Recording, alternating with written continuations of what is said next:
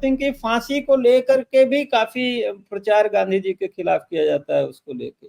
बिल्कुल बिल्कुल किया जाता है, और ये भी एक मोटिवेटेड है, क्योंकि भगत सिंह की फांसी एक इमोशनल चीज है, और उसके बारे में अगर बापू के ऊपर दोषारोपण कर दिया जाए तो लोगों में गुस्सा आ जाए, उसका वो बहुत स्वाभाविक बात है।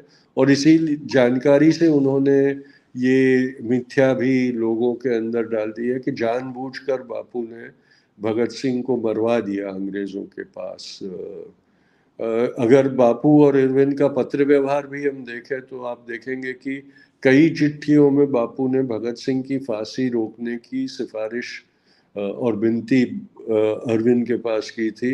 और लॉर्ड अरविंद के जो सेक्रेटरी, जो बापू और अरविंद की जो गोष्ठी चल रही थी उसमें उसके चश्मदीद गवाह थे, उन्होंने अपनी जो जब मेमोयर्स लिखे थे तब भी उन्होंने जिक्र किया था कि कई बार अपनी बातों में गांधी ने इरविन को याद दिलाया था कि आप भगत सिंह को फांसी न दें, आप चाहे तो उसे आजीवन कारावास दे, आप चाहे तो लंबी सजा दे, लेकिन फांसी उसको और उसके साथियों को ना दे, क्योंकि वो होनहार बच्चे हैं और उनकी ज़रूरत हिंदुस्तान को अपने भविष्य में पड़ने वाली है।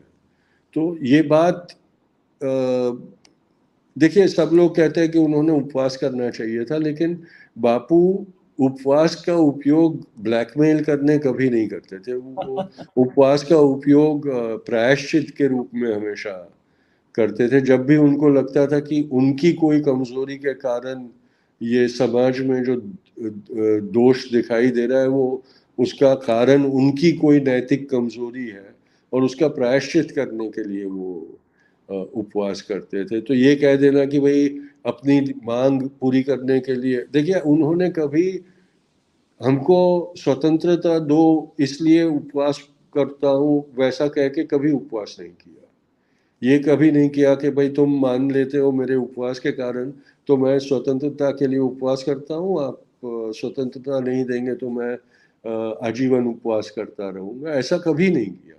जी जी। और ये भी हमने समझना जरूरी है कि बापू की दया याचना से अगर भगत सिंह को क्षमा मिल जाती तो क्या वो स्वीकार करते, क्योंकि भगत सिंह ने जो अपना कार्य किया, कृत्य किया, वो ये सोच के किया था कि मेरी शहादत से मैं मेरे देश के युवाओं को एक प्रेरणा दूंगा और उनमें चेतना जगाऊंगा कि वो भी मेरे तरह शहीद होने को तैयार हो जाए।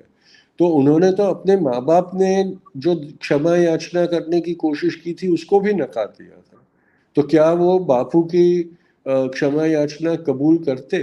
जिसने शहीद होने का फैसला कर लिया था वो क्या किसी भी स्वरूप में माफी कबूल करते? आई डोंट थिंक वो होता। तो जी ये जी। सब चीजें हमने समझना बहुत जरूरी है।